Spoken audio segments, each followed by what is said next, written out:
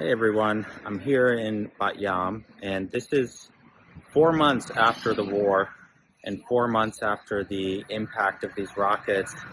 So I'm at a building here that one of the families that we're helping lived, and it wasn't one of the buildings that was directly hit, but it's across the street from a building that was directly hit that's now been torn down.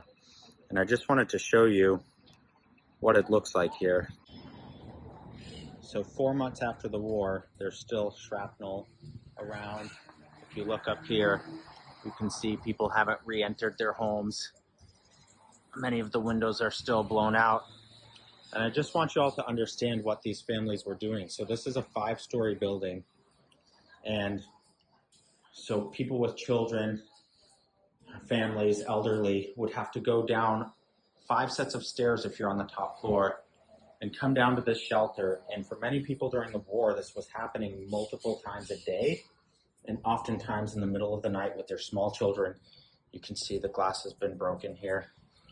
And this is what the shelters looked like. So here they came down here. This is one of the families that we've helped. Very poor lighting. There is no lights here. People would use their cell phones and the lights on their phones. And then this is the shelter. This is where people would spend hours, sometimes nights during the war with small children. They would hold them in their arms. They would try to lay mattresses down to make it somewhat more livable. And these are what many of the shelters that people had to run to were like in this area of Tel Aviv. These are older homes and buildings, poor families. And you can see this shelter doesn't even have a properly closing window. And so when the rocket hit across the street, this whole place filled with dust. The shock waves blasted the door, blasted all the glass. And it was just a terrible, horrific scene. And just gives you an idea of what the families had to go through here and what they experienced every night until that fateful night when actually a rocket hit across the street.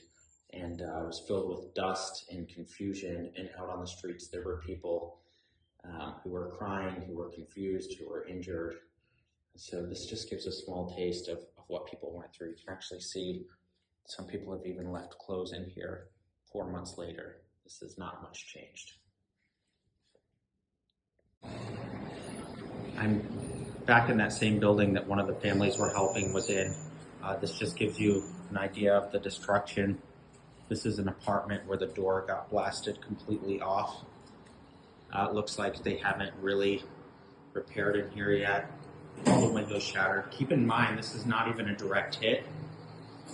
This is across the street from the direct hit, but there was so much structural damage to this building that it's become uninhabitable. And so people have had to move out. You can see these folks have probably taken whatever they could salvage from here. This was somebody's home, and they were sleeping here until the night that the rocket hit. You can just see the extent of the damage.